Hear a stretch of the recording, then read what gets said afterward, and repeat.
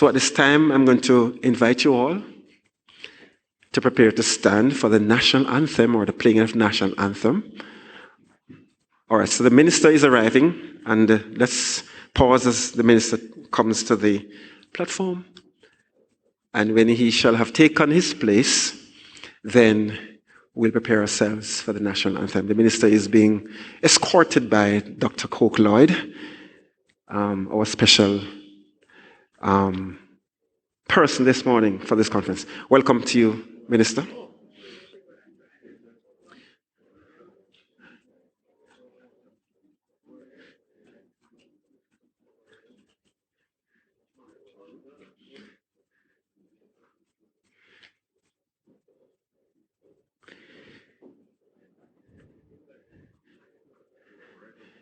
Thank you very much.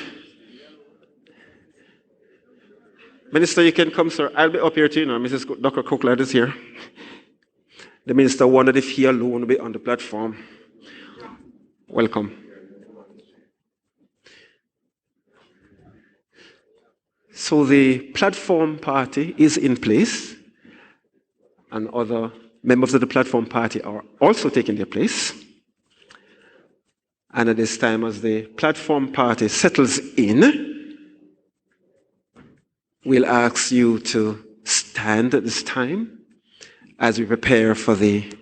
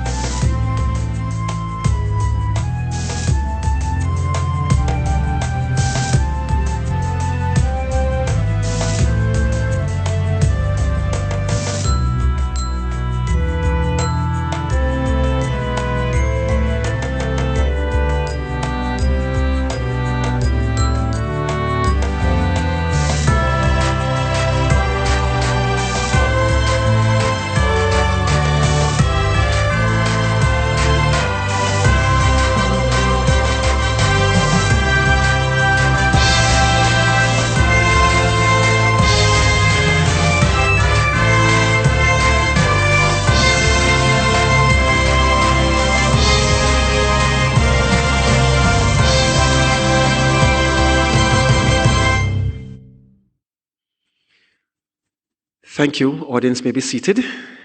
Thank you very much. At this time, we invite the Reverend Dwight Fletcher to come forward and give us the opening prayer. Good morning.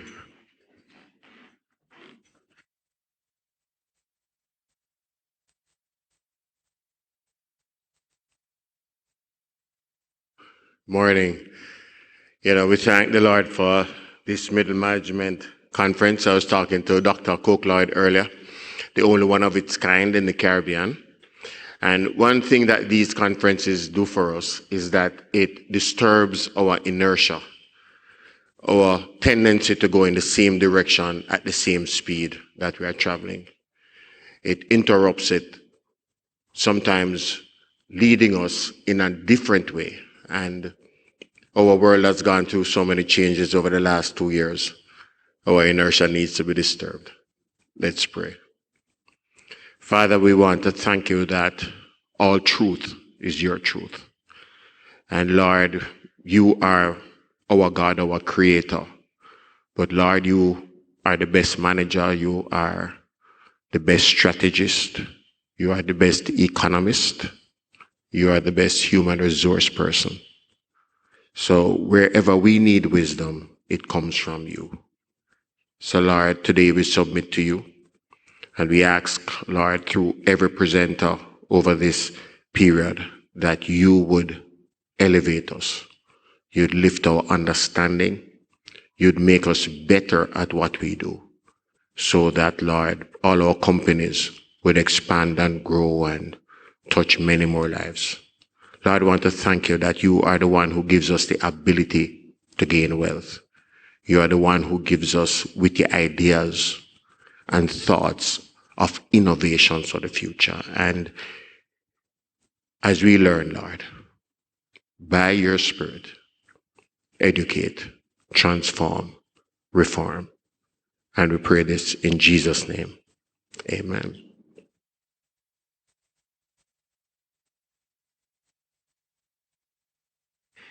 Amen. We are blessed.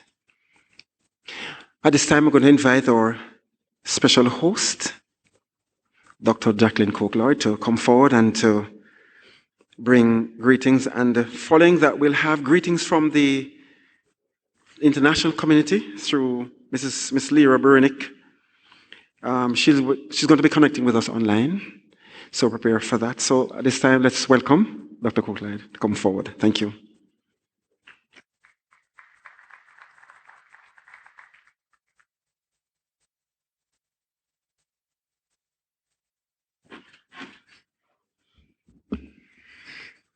Thank you, Dr. Sterling. Good morning, everybody. This is a special year for me because it's our first hybrid, and it's the first to see people in a room again, and I'm without a mask. I mean, we say to people, if you want to wear your mask, fine. I don't know the minister. He's here to set the example. Wear the mask if you need to. But, everybody, we're all responsible for our own lives. But it is truly an honor to have you here because you have a choice. Companies have a choice. You have a choice. And you chose to be here. And even if you didn't choose to be here, at least you came. So we're at Make Your Mark, where the team, they continue to work with, I call, such dedication, because they understand the vision, not only for companies or individuals, but for the country. And we're all about country and making it right. So I'm happy that you're all here. And just saying thank you. Reverend Dwight Fletcher, Pastor Transform Life Church, thank you for being with us. Mr. John Mahfood, President of the Jamaica Manufacturers and Exporters Association, who will speak soon. Thank you for joining us. And Honorable Dr. the Honorable Christopher Tufton, who is our guest speaker. Thank you, sir. It's an honor to have you. I know you have a busy schedule, but you're committed to change and development as well. So it's a pleasure to welcome you all to this 12th Middle Managers Leadership Conference under the theme, Challenge the Possible to Create the Impossible. Somebody said to me, shouldn't it be the other way around? I said, you know what? Most of us believe that either things are impossible or possible. And we believe that things that you think are possible, you need to challenge them. How do we become innovative? Challenge the possible. Yeah, we're comfortable with the possible. Challenge that, and that's where things come and change. So after 2 years without face-to-face interaction, we're pleased to present our first hybrid learning event on-site and online via Zoom. How we do life, learning, and development has changed, which calls for new thinking, processes, and skill sets, which we hope this conference will unearth and share. This conference and most of our services at Make Your Mark are designed to make organizations and their leaders more competitive, providing value to shareholders, employers, employees, and employees. The last 2 years has shown us, if nothing else, that many things we thought were impossible are in fact possible, and those we thought possible required new self and corporate leadership. The studies have shown that now more than before do organizations require skilled, trained, and proactive middle managers who are adaptable, visionary, fearless, and courageous. These qualities are created through intentional and deliberate cultural shifts by the leadership team. Organizations with well-prepared middle managers see the difference in their service, their teams, their net promoter scores, and growth, making them enviable trendsetters and employers of choice. Just yesterday, I listened to a group of young adults who were so just really over the top about the image, service, qualities, and the work of a very mature organization. And they mentioned mature, just to send a message that old don't mean that you're dead, and old don't mean you can't innovate. So they were so in love. So those of us who are, well, not us, certainly, I'm not old, but those of us who are in old organizations or we believe that we're old, we can innovate, we can change, we can grow. So let's just hold on to that. One even said he would do anything to work with them. This is what the middle manager will do for your organization. Create a legacy of fortitude, brand awareness, efficiency, and results. We'd like to thank our esteemed presenters and speakers who hail from all continents. We have from Ghana, we have from New Zealand, we have from Switzerland, we have from the USA, we have from Barbados, and of course, our loving Jamaican presenters who never fail us and will always be with us. And they're bringing their knowledge and experiences and know-how, continuing the process of continuous improvement of our managers. This conference is about learning from the best, interpreting for specific needs, and application on return to the business.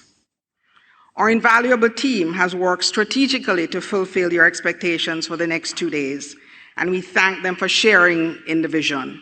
And as usual, ladies and gentlemen, we don't leave here until this morning. I think I got home at 1 a.m. You get the room and you have to turn around. Things happen. When you think things are up, they go down and you got to fix, and that's life. And that's what I tell managers, that's your life. Nothing is smooth.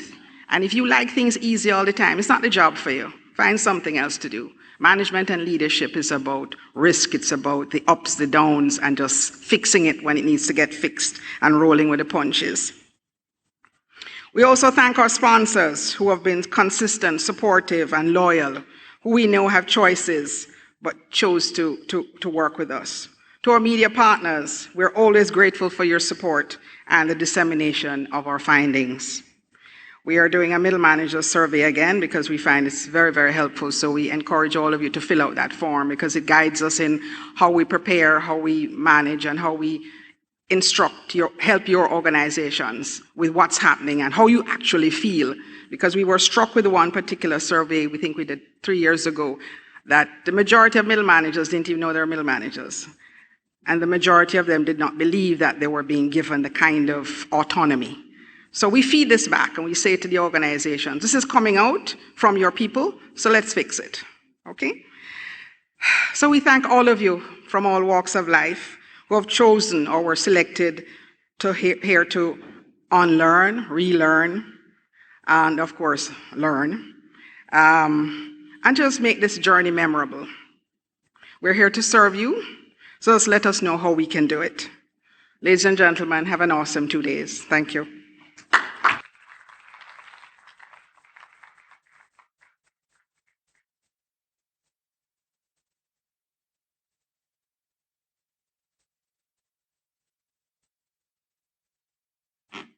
Thank you, Dr. Cook-Lord. At this time, we're going to be having our greetings from the Caribbean community.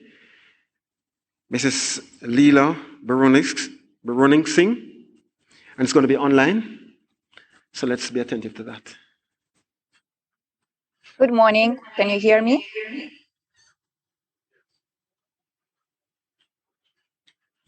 Yes, we can all hear you. Thank you. Very good. So good morning, and thank you for inviting me to this conference, to this learning event.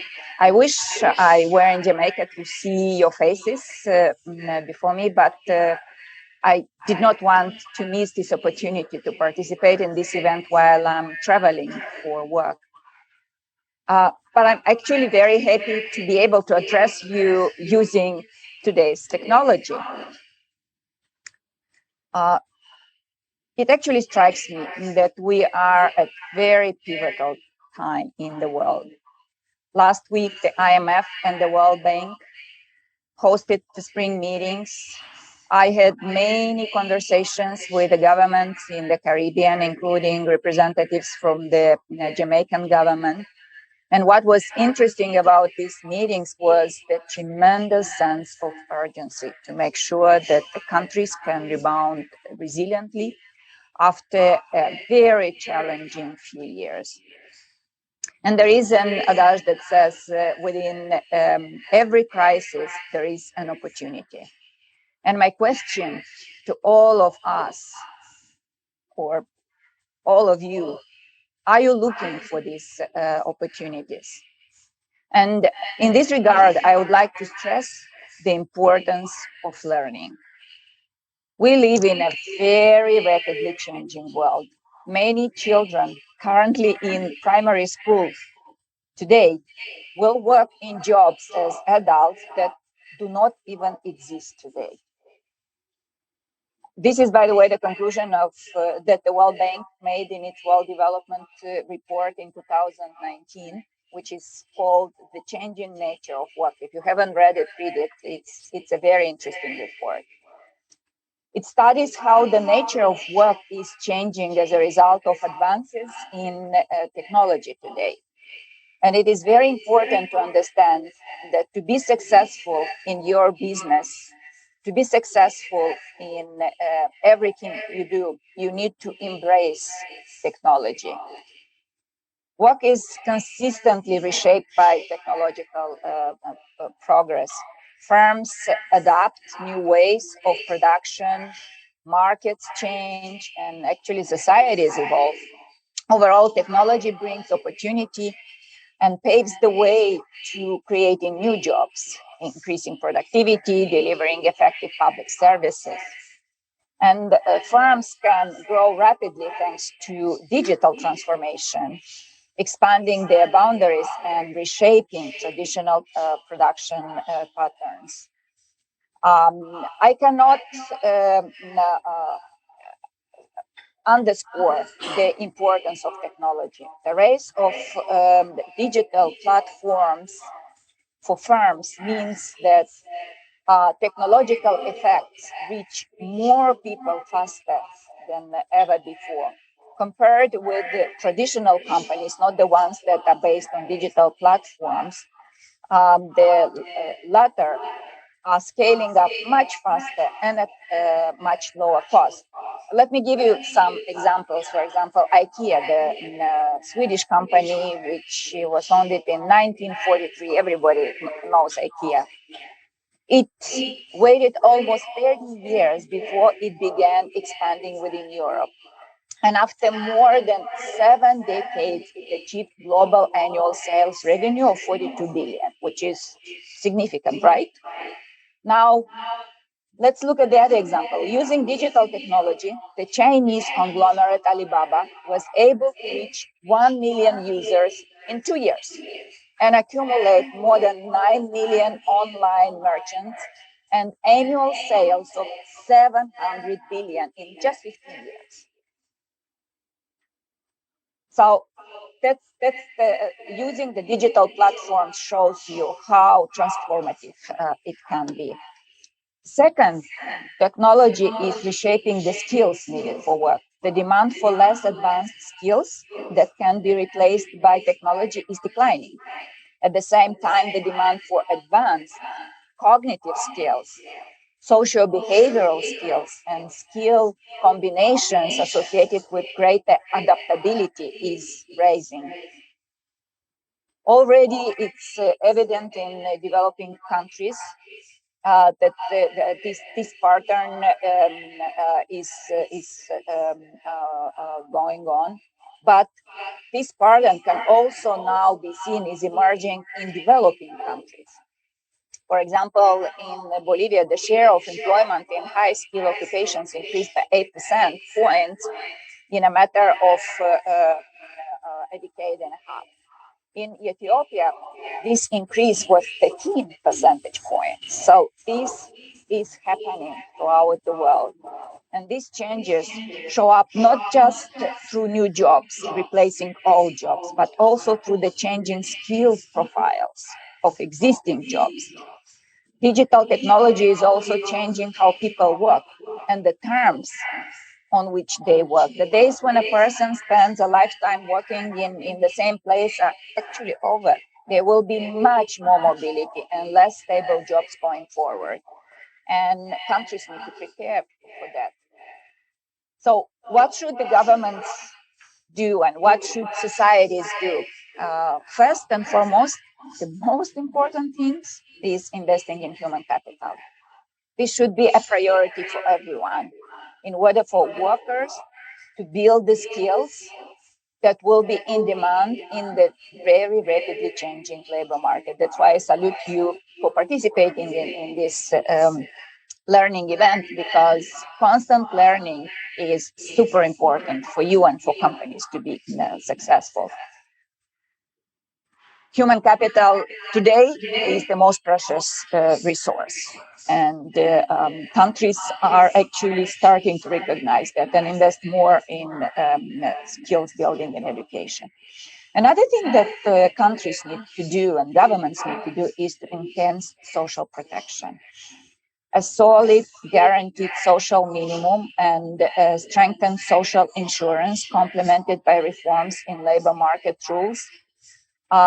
In particular, in emerging economy, will be a very important goal. And this is because what I mentioned, there will be less security and people will have to move. And for people to be able to move, there is a need for these guarantees. In closing, I want to thank you again for listening to me, and I wish that the attendees and my fellow speakers a very successful conference, and I look forward to seeing all of you soon in Jamaica. Thank you. Thank you very much, Mrs. Leela Barun Singh, Caribbean Country Director representing the World Bank. Mr. John Mahfood is the president of the Jamaica Manufacturers and Exporters Association, JMEA, and we welcome him at this time to address us. Is Mr. Mahfood here? Welcome, sir. Let's put our hands together. The place is so quiet. Let's put our hands together and welcome Mr. Mahfood. Good morning, everyone. Minister Tufton. And congratulations to Ms. Cook-Lloyd for this visionary conference that she has had a number of years. I want to also start off by congratulating and thanking Minister Tufton for seeing us through the last 2 years of a very difficult time. And I personally thought that he and his ministry did an excellent job. So, while I'm going to be critical of the government in some of my speech, I want him to know that he's an exception. So, most of my career, I have been a manager, and so I think I can bring something to the table from that, my experiences. And I think one of the things that impacted on me when I joined Grace Kennedy in 1996 as a manager, the CEO said to me, "John, I need you to know that you're only going to be much use to me for about 5 to 6 months in terms of speaking up, in terms of being objective, in terms of helping me see what is going on in the organization. Because after that, you're going to be absorbed." Those who watch Star Trek, they had a group of people who absorbed human beings and became part of the culture. And that's what happens to most of us as managers and employees. We get absorbed into group thinking, and we stop being individuals. We stop speaking up, we stop being objective, and we want that to change with you. I want that to change. What happened with me is that it has resonated with me for most of my career, and it caused me, even after 6 months, to excel, because I always had it in my mind that I could only be useful if I was different and objective.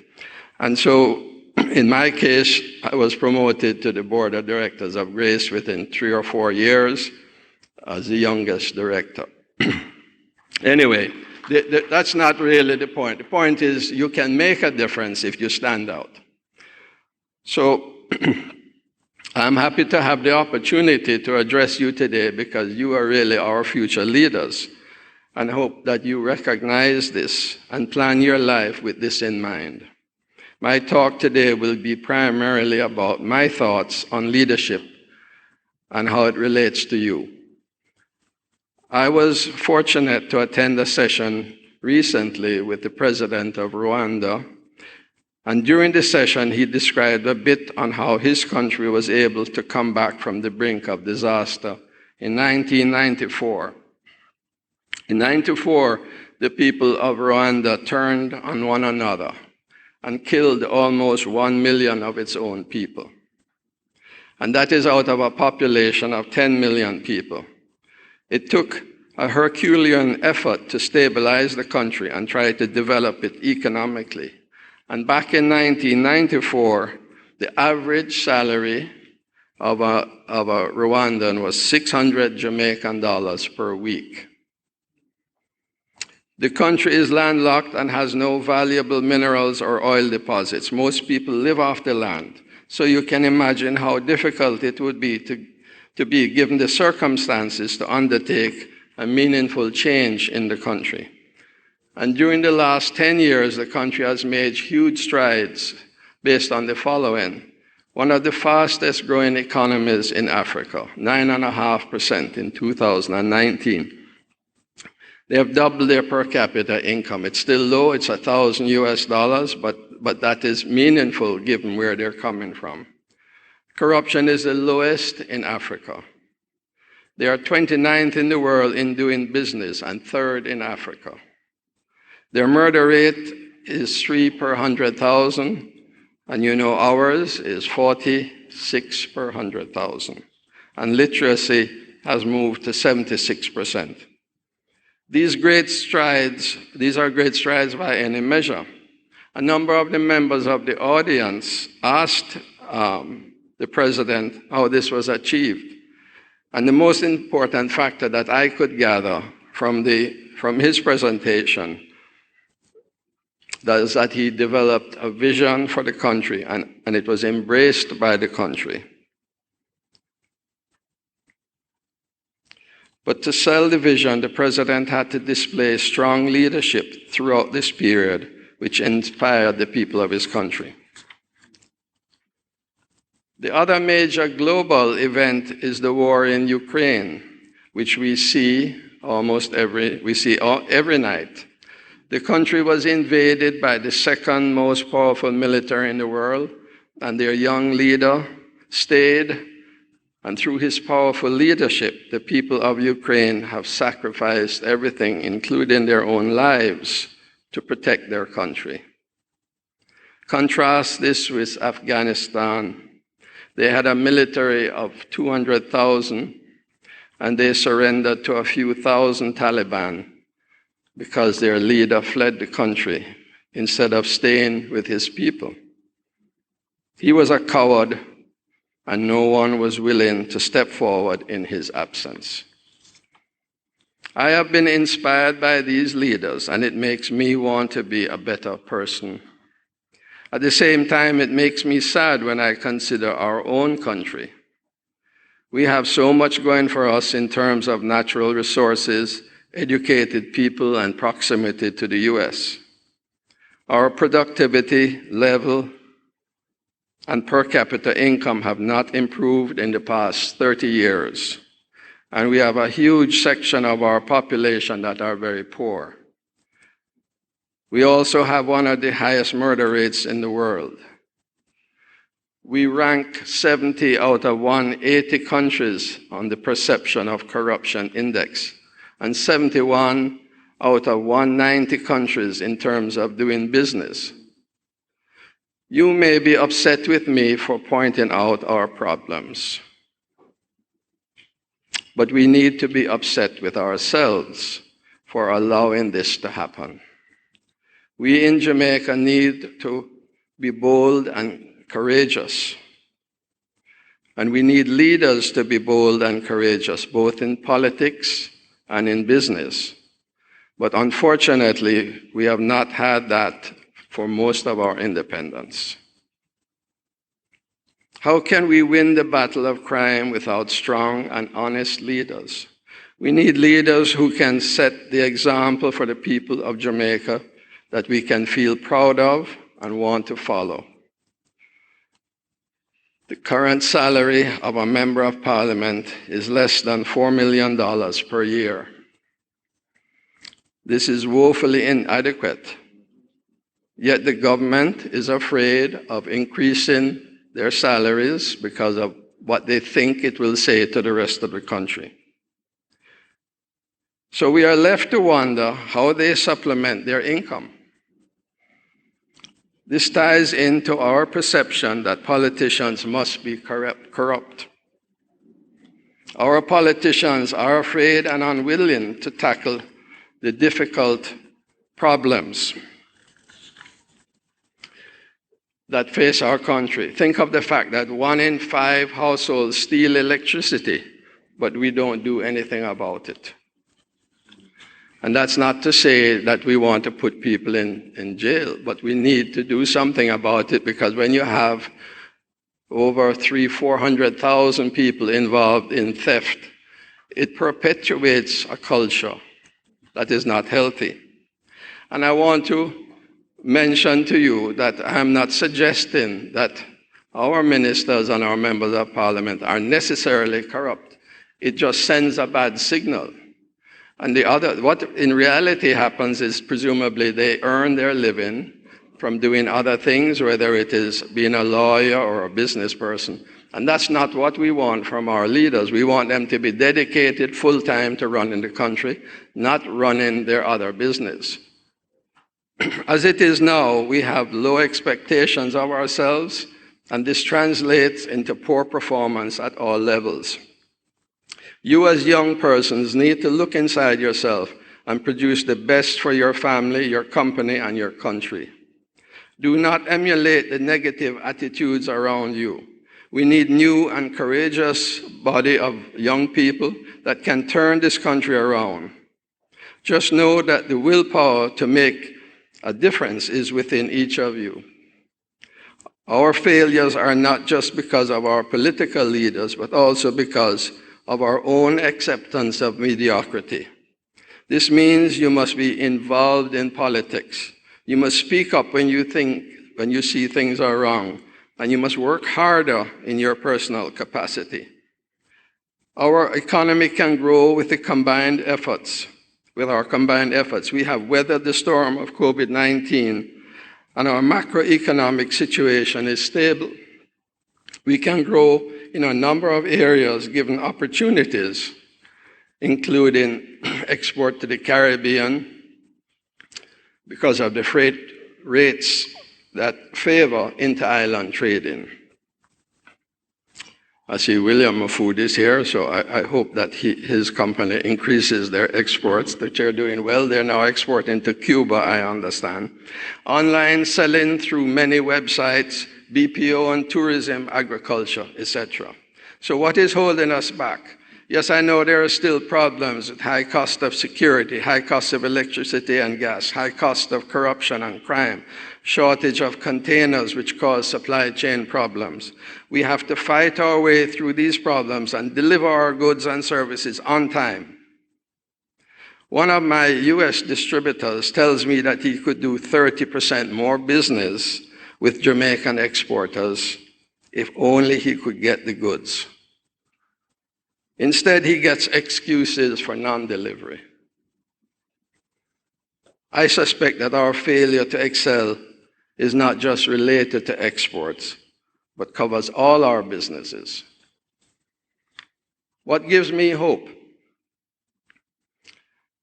In 2011, or in 2010, the Junior Stock Exchange was born.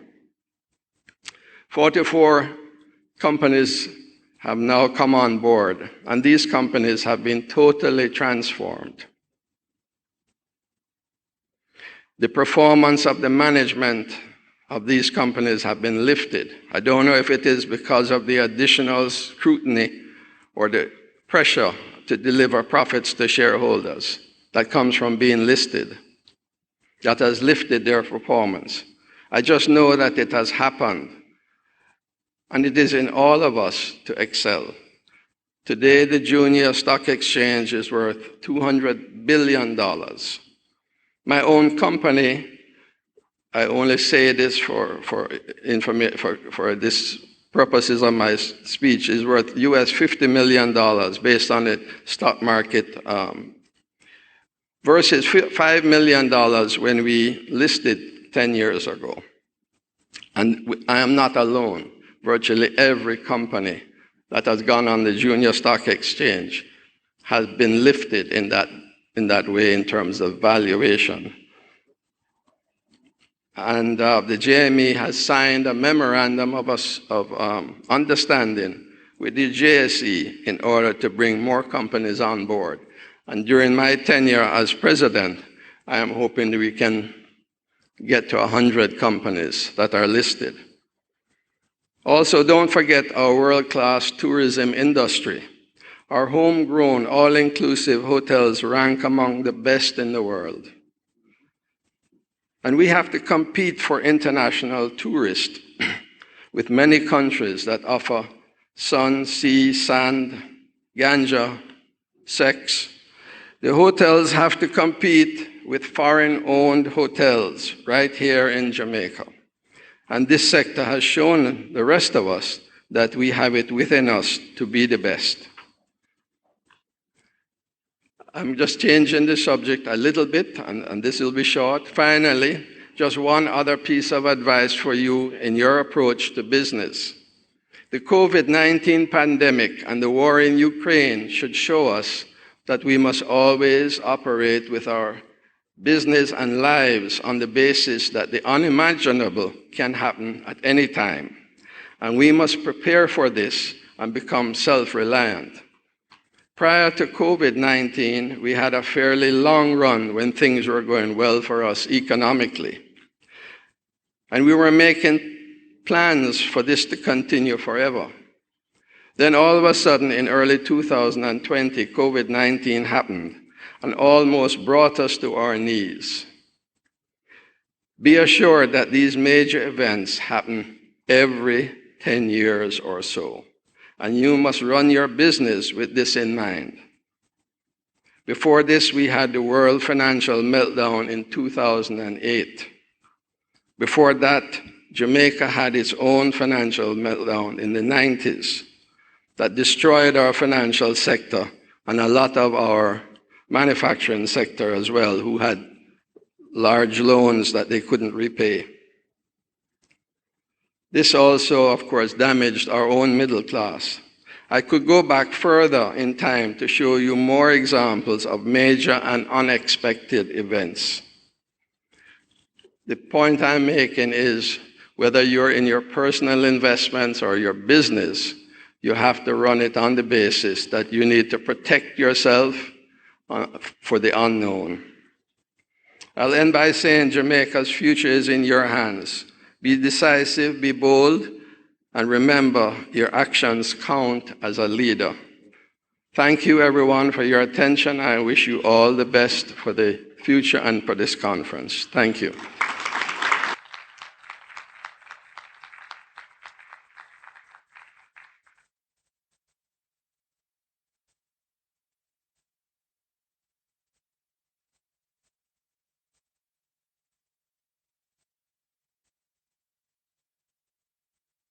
Thank you very much, Mr. Mahfood.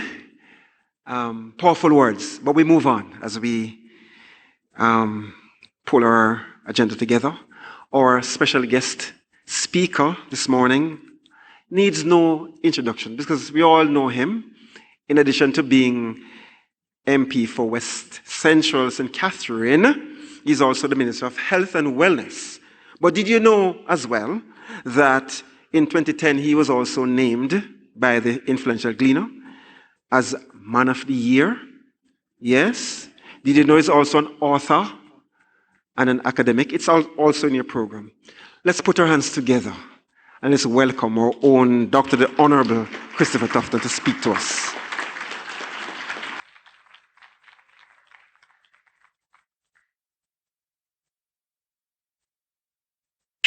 Mr. Chairman. So I looked at the program and I was supposed to end my presentation at 9:10. It's now 9:11, so I'm going to attempt to stick to the script, which I don't normally do. You don't give a politician 10 minutes to speak, especially when there are a lot of people in the room, Madam Organizer. Let me just begin by saying thank you for the invitation, Jackie. You have accomplished a lot, and I want to salute and recognize you. And I appreciate why, having a little knowledge of your foundations. Your mother was an amazing woman, and I want to pay tribute to her in her absence. To the other members of the platform, Mr. Mahfoud, thank you for your kind words just before the torpedo, sir. I like the part where you spoke about her compensation, and I hope that the media carries that part, and you continue to lobby on our behalf. We do have $50 million companies, US at that. I thought I'd just respond in that way, but thanks a lot for the comments. Well taken, well intended, and I think quite constructive. So I'm really happy to see a room of so many people, because we're just kind of getting back to that mode. And while I would certainly advise the mask wearing, I just want to let you know that none of you are in breach, because the rules have changed, right? So you're quite able not to wear the mask and to do your own assessment of risk. But I think we're safe here. We did sanitize before we came in. As Minister of Health, I am happy to comment and, of course, use public health as an example in the comments that I'll make, brief comments. It's been an exciting time over the past 6+ years during my tenure. I inherited the office, of course, appointed by the Honorable Prime Minister, on the heels of CHIKV, I don't know if you recall that mosquito-borne, and then we confronted ZIKV, and then we had 1 year of a dengue outbreak, and then we had Cornwall regional collapse, and Western Jamaica was on fire for that, and the rest of the country. And if that wasn't enough, COVID struck, and for the last 2 years, we have been dealing with that. You know, if I were to abandon the script, which I won't, and just to give you some advice, I would say that as budding senior managers, since you are now middle managers, and you will one day become the senior manager in the organization, you are going to appreciate over time the need to in the case of public health anyway, you are guided by a particular protocol. You stick to the science, in my case. That's what I did, despite the noise. And there's going to be a lot of noise in an environment and in these times when you have to confront decision-making that will influence significant direction. And think about the team. Because if I were to identify one significant component of the attempts at confronting some of the challenges that we have had in public health, it really wasn't about me, even though I was there offering some guidance and leadership. But I consulted and at all times attempted to identify others around me with like-minded people, shared the vision, and were willing to go out and to execute.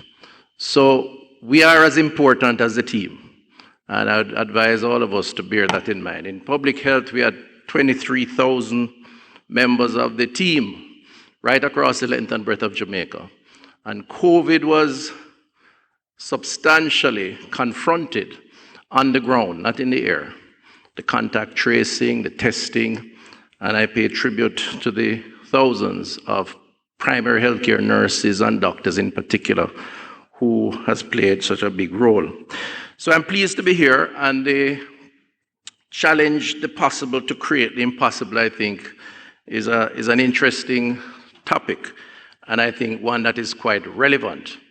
Because as bad as we think COVID is, the implications, the manifestations of the COVID experience are yet to be confronted as it relates to business and management, whether you are doing it locally or you're doing it globally.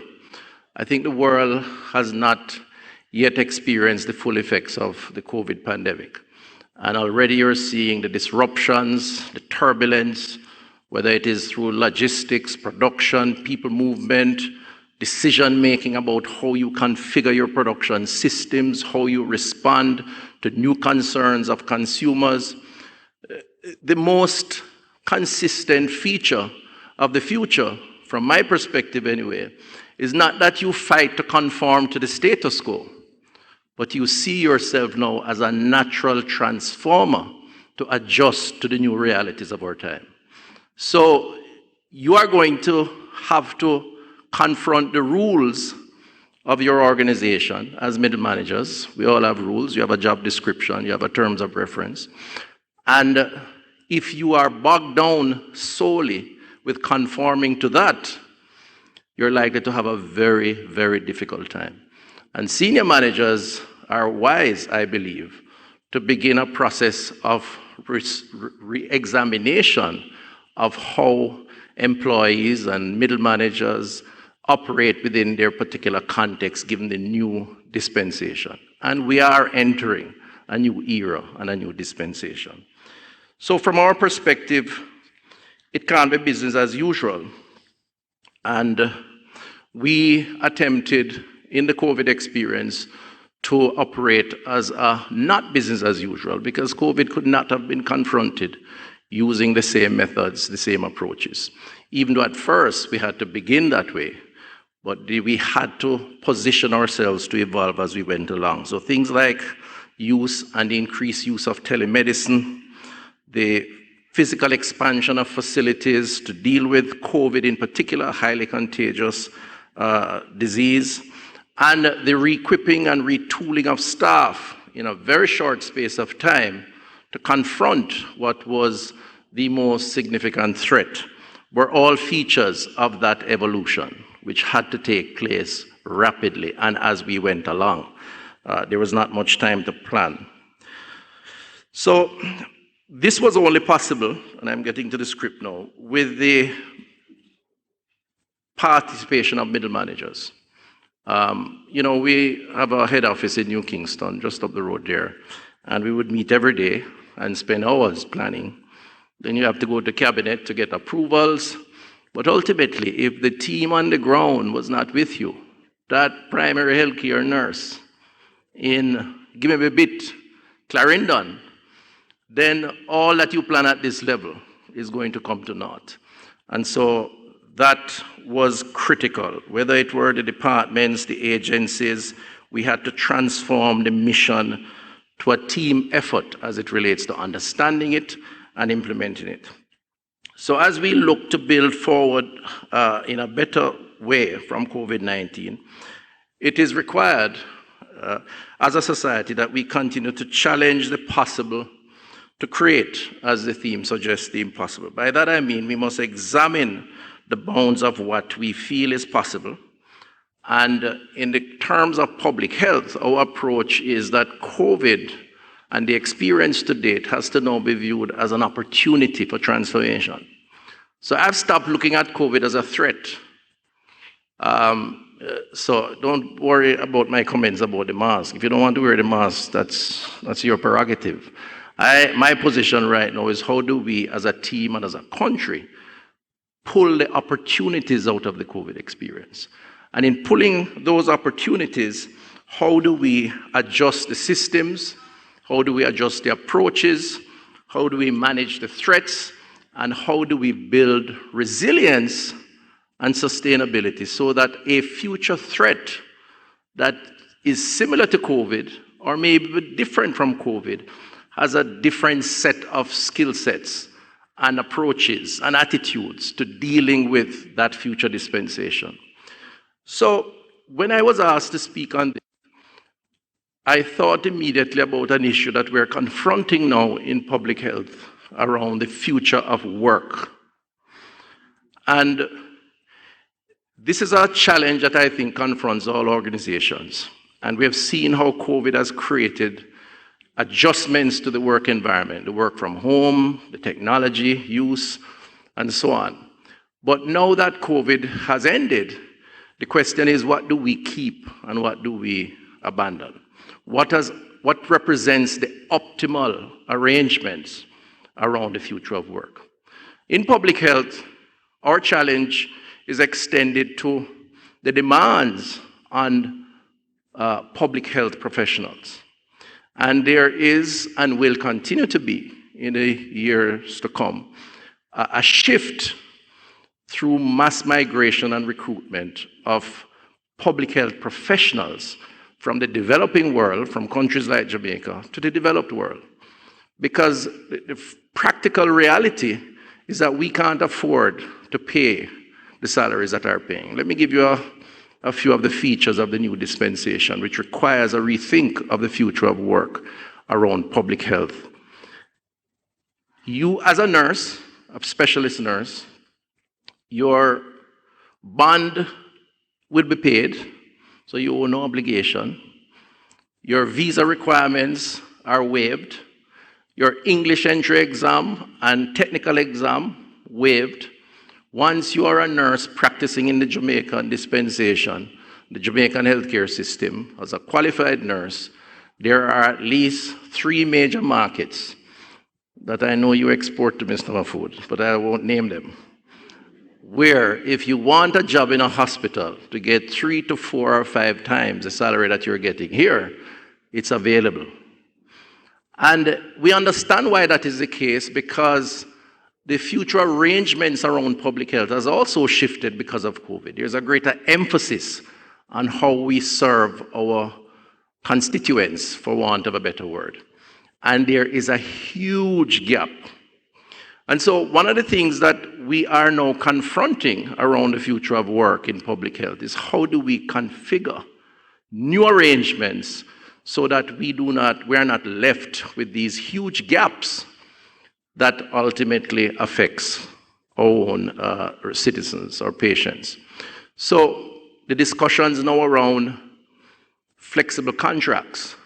Is it possible for a nurse to work 3 months in Miami or New York and work in Jamaica for a month or 2? Can we get institution to institutional arrangements? It's not so easy in the US because of the fragmentation of their healthcare system. You can attempt to do it at the state level, but more importantly, perhaps at the institution level. In the UK, that used to be the case. We had a training arrangement with them where we would allow our nurses to go there and get do clinical rotation. But now they have relaxed those rules, and they're also on a major recruitment drive. And I could go on and on. So how do we now configure? Well, some would say, why not train more nurses? And the response to that is that you can train in the classroom up to a particular point. But when it comes to clinical rotation, which is a critical component of qualification, you are restricted by the number of beds that you have. So ideally, we should be in the business of legitimately exporting healthcare workers. We are in the business of exporting, but it's not always desirable for us. But there are limitations on what we can do. So how do we think out of the box? Remember, normal thinking doesn't apply anymore, not in this dispensation. Well, we may need to train them here and do the clinical rotation elsewhere. And that's what we're attempting to do. And in fact, we have started. We sent 2 years ago, just prior to COVID, nurses to Leeds Teaching Hospital in England with their tutors to do 6 months of clinical rotation. We sent nurses to China with their tutors to do clinical rotation in Chinese hospitals. That would then qualify them to be a nurse here. And they would, at the same time they are training, provide 6 months of service in those jurisdictions. I'm making the point to suggest that if we're not prepared to adjust our modus operandi, if we're not prepared to say, how else can we get these things done, we are going to be left behind.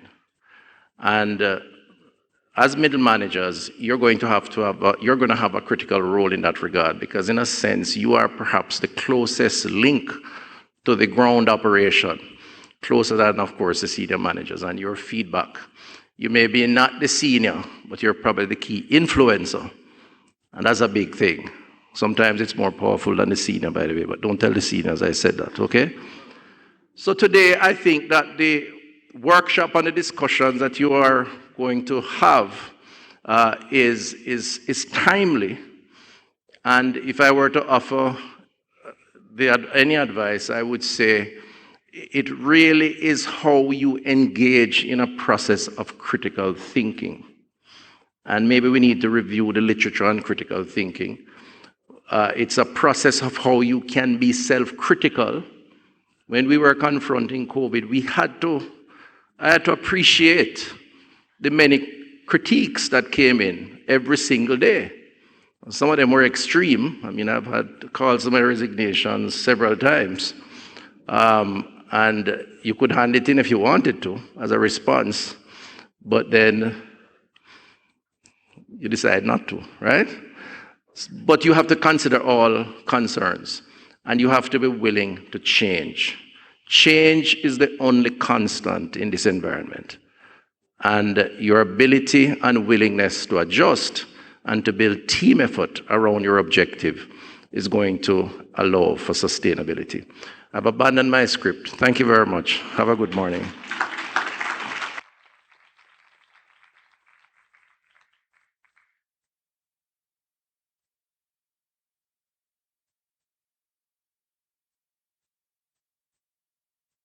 Thank you very much, Minister. Put your hands together again for him, man. Powerful words. Food for thought. Food for thought. Good reasoning. So we've heard from our presenters in this first part of our conference, and we have just one little detail we ask our minister to do for us. At this time, symbolically, we're going to ask our minister to come forward and to say a few words to declare our conference open. And then I'll give you some other announcements. Mr. Minister, will you come forward and symbolically declare this conference open? And then we give a rounding applause for this opening of the conference. So, Chairman, you're a diplomat. I should have said it before I went and sat down. Thank you very much for the reminder. So, ladies and gentlemen, I commend the organizers for today's event. I wish you all the best. I know you will not only have fun, but it will be constructive. And so, I declare this conference open. Thank you.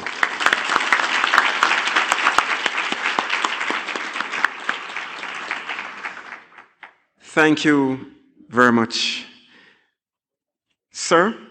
So we move now to the second part of our presentation. I hope I'm following. We are a little bit behind time, but we're going to be moving on. We are now having our panel discussion as you follow your program.